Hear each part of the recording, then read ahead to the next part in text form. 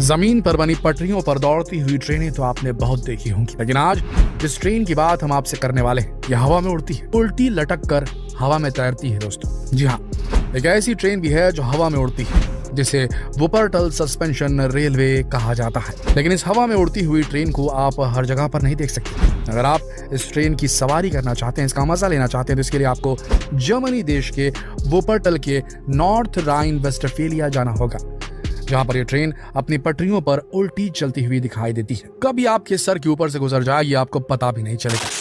पटरियों पर उल्टी चलती हुई, हवा में लटकती हुई ऐसी ट्रेन आपने जिंदगी में कभी नहीं देखी होगी। आपको बता दें कि आज ये ट्रेन हर रोज 13.3 किलोमीटर का सफर तय करती है। अपने इस सफर में यह हर रोज 80,000 लोगों को अपने डेस्टिनेशन तक पहुंचाती है। जमीन से लगभग 39 मीटर की ऊंचाई पर जब ये ट्रेन दौड़ती है तो हर कोई देखकर हैरान रह जाता है। लेकिन आप भी सोच रहे होंगे कि भला इसे जमीन के ऊपर ही क्यों नहीं बनाया गया, बल्कि वहां की सरकार चाहती तो नॉर्मल ट्रेन की तरह जमीन पर दौड़ा सकती थी, जबकि वहां की आबादी 3,55,000 लोगों की, उस शहर की आबादी जहां ये ट्रेन दौड़ती है। असल में सदियों पहले जब वुपरटल शहर को बनाया गया तब बाकी शहरों की तरह इसकी चौड़ाई बहुत कम थी, क्योंकि ये शहर यहाँ की घाटियों से घिरा हुआ है। ये पूरा का पूरा शहर वुपर नदी के किनारे पर बसा हुआ है, जिसकी चौड़ाई बेहद कम है, लेकिन लंबाई आम शहरों से ज्यादा लंबी है। सन 1900 से पहले इस शहर का इतनी तेजी से विकास हुआ कि यहाँ की आबादी दिन प्रतिदिन बढ़ती रही। शहर में लाखों मकान बनाए गए, लेकिन अब सबसे बड़ी प्रॉब्लम ये थी कि अगर इस शहर के आखिरी कोने तक जाना हो, एक सिरे से दूसरे सिरे तक जाना हो, क्योंकि ये शहर चौड़ाई में नहीं बसा बल्कि लंबाई में बसा है। सारे लोग जिन्होंने अपने घर बनाए वो घाटी के इर्द गिर्द इस रिवर के बैंक्स में, जो नदी है उसके किनारे पर ही बनाए। इसका ग्रोथ ही वहीं हुआ, चौड़ाई में ग्रोथ नहीं हुआ। इसीलिए जिसको कहीं पर भी जाना है तो रास्ता एक ही था, एक ही मार्ग था, तो लोगों को घंटों का वक्त लग जाता था। ट्रैफिक जैम बहुत लगते थे, क्योंकि शहर चौड़ा ना होने के कारण हर कोई एक ही रास्ते का इस्तेमाल करता था। आप सिर्फ इतना समझ लीजिए कि सन 1800 के वक्त यहाँ के लोग इस वजह से काफी ज्यादा ट्रैफिक जैम का शिकार होते थे। यहाँ की गवर्नमेंट को आखिर में समझ में आ गया कि उन्हें एक नए मीन्स ऑफ ट्रांसपोर्ट की जरूरत है, एक ऐसे रेलवे लाइन की जरूरत है जो यहाँ के लोगों की सारी मुसीबतों को खत्म कर सके। लेकिन इस शहर में रेलवे रूट बनाना नामुमकिन था। शहर की चौड़ाई कम होने की वजह से इसके बीचों बीच रेल की पटरियां नहीं बिछाई जा सकती थी। इसीलिए उस समय के इंजीनियर्स ने डिसाइड किया कि वुपर नदी के ऊपर पड़ी खाली जगह का सही तरीके से इस्तेमाल किया जाए। क्यों ना नदी के ऊपर एक सस्पेंशन रेलवे ब्रिज बनाया जाए। जिसके बाद 1898 में इस सस्पेंशन रेलवे ब्रिज को बनाने का काम शुरू हुआ। अक्टूबर 1900 को यह ब्रिज बनकर तैयार हुआ। इस दिन इसका सबसे पहला ट्रायल किया गया। इस पहले ट्रायल में वहां के एम्पेरर ने, जो वहां का राजा था, उसने इस ट्रेन की सवारी की। पहला ट्रायल पूरी तरह से सक्सेसफुल रहा। इसके बाद 1903 में इसे आम लोगों के लिए खोल दिया गया, शुरू हो गया। हालांकि इस ट्रेन ने अपनी अस्तित्व में आने के बाद, अपनी एग्जिस्टेंस के बाद के पूरे 120 सालों में महज 6 हादसे देखे। लेकिन अप्रैल 1999 में यहाँ पर एक बड़ा हादसा हुआ, जिसकी वजह से ये पूरी की पूरी ट्रेन नदी में समा गई और कई लोगों की मौत हो गई थी। 11 से 12 अप्रैल की दरमियानी रात को वर्कर्स का एक ग्रुप, जो रेलवे वर्कर्स का ग्रुप था, जो ट्रेन की रेल्स पर काम कर रहा था, पटरियों पर काम कर रहा था, जिस पे लटक कर ये ट्रेन चलती थी, वुपर नदी के ऊपर रॉबर्ट डॉम प्लैट्स स्टेशन में रिपेयरिंग का काम कर रहा था। ये एक ऐसा स्टेशन था जो उस ट्रेन के रूट पर आता था, वहां काम चल रहा था। नदी के ऊपर बने इस रेलवे ट्रैक को वाटर लाइन कहा जाता है। इस वक्त वर्कर यहाँ के सपोर्ट सिस्टम के पार्ट्स को बदलने का काम कर रहे थे, रिपेयरिंग वर्क चल रहा था। लेकिन सपोर्ट सिस्टम के पार्ट्स को बदलने से पहले ये उसके बीच में एक तरह का क्लैंप फंसाते थे, ताकि सस्पेंशन ब्रिज एक दूसरे से कनेक्टेड रह सके। इसी के साथ वर्कर भी इस क्लैंप के सहारे इतनी ऊंचाई पर काम कर सकते थे। इस भारी भरकम क्लैंप का वजन 100 किलो के ऊपर हुआ करता था। ब्रिज के ऊपर बने इस रेलवे ट्रैक की रिपेयरिंग पाइप ब्रिज के ऊपर की जा रही थी। अक्सर ठंडे इलाकों में इस तरह के पाइप्स होते हैं जो यहाँ के घरों में गर्म पानी पहुंचाने का काम करते हैं। सारा काम बिल्कुल सही तरीके से चल रहा था। सुबह के 5:20 में कर्मचारियों ने अपने सुपरवाइजर से कहा कि उनका सारा का सारा काम खत्म हो चुका है। ट्रैक को उन्होंने पूरी तरह से क्लियर कर दिया है, ये कहा उन्होंने। ट्रेन अब इस ट्रैक में चलने के लिए बिल्कुल तैयार है, ये कहा उन्होंने अपने सुपरवाइजर से।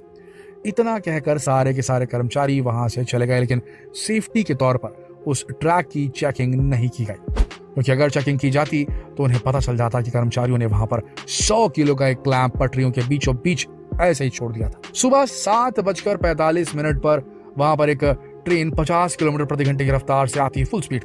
इसमें काफी यात्री सवार थे। ट्रेन जैसे इस ब्रिज में पटरी पर पहुंचती है, पटरियों के ऊपर लगा क्लैम्प ड्राइवर को दिखाई नहीं देता, जिसके बाद ट्रेन पूरी रफ्तार से लोहे के इस क्लैम्प से टकरा जाती है। टकराते ही ट्रेन की पहली बोगी के डिब्बे कागज की तरह फट जाते हैं। इसके ठीक पीछे की बोगी अपनी पटरियां छोड़ देती है। देखते ही देखते तीसरी बोगी भी पटरी से अलग हो जाती है। क्लैम्प के टकराने के बाद पहली बोगी के चीथड़े उड़ चुके होते हैं। अब पूरी की पूरी ट्रेन नदी के ऊपर लटक रही थी। कुछ सेकंड तक ही ये ट्रेन जो है ब्रिज पर इस तरीके से लटकी रही और उसके बाद 3.5 मीट्रिक टन की ये ट्रेन सीधे पानी में गिरने लगती है।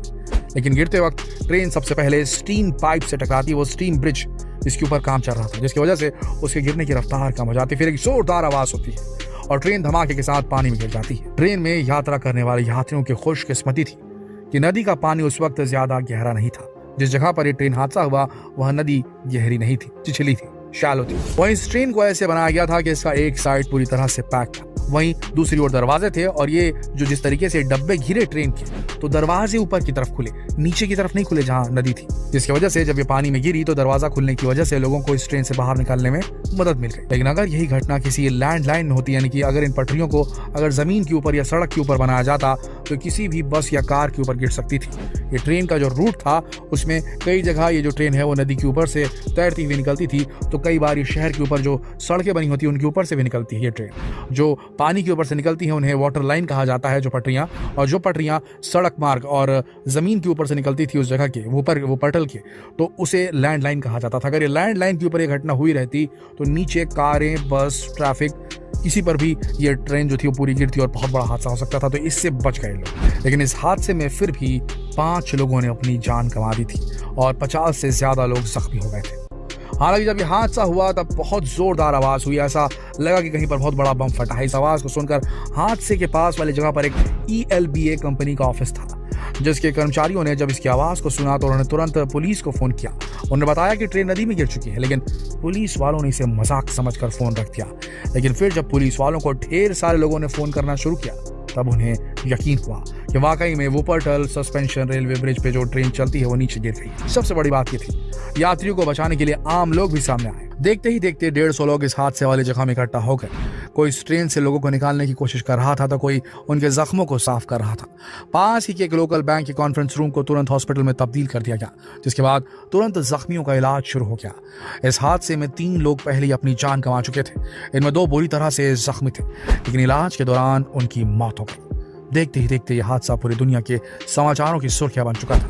सन 1999 की अप्रैल की ये जो रात थी, ये जो सुबह थी, ये बेहद खतरनाक साबित हुई थी।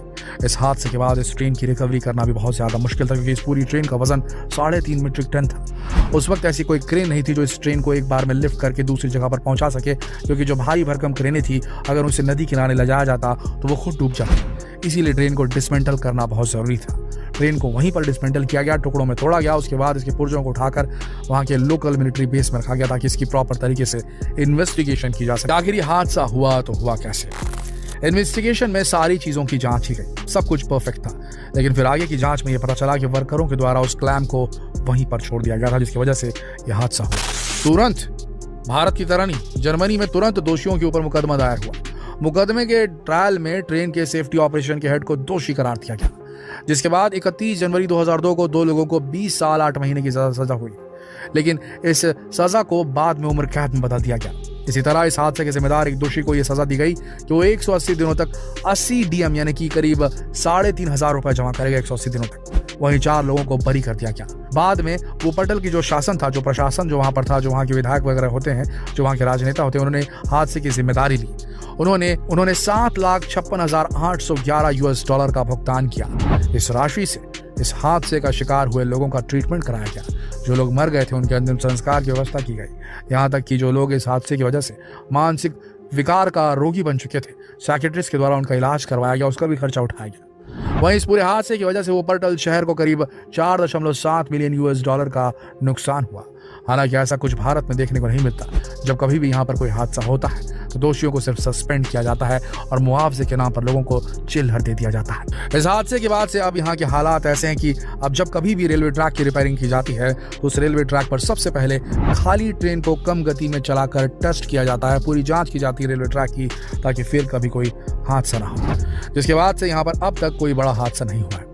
देखा जाए तो वुपरटल का ये रेलवे सस्पेंशन ब्रिज इंजीनियरिंग का एक अद्भुत नमूना है। जिंदगी में अगर आपको कभी मौका मिले तो इस ट्रेन का सफर जरूर कीजिएगा, इसका एहसास ही अलग है। हर जर्मन वासी यही कहना चाहता है पूरी दुनिया के लोगों से। तो दोस्तों, अगर ये वीडियो आपको रोचक लगा, जानकारीप्रद लगा, तो इसे शेयर करना ना भूलें, फेसबुक पर, व्हाट्सएप पर, यूट्यूब पर। कल फिर मिलते हैं एक और रोचक वीडियो में। तब तक के लिए आप सबका इस वीडियो के अंत तक बने रहने के लिए दिल से धन्यवाद।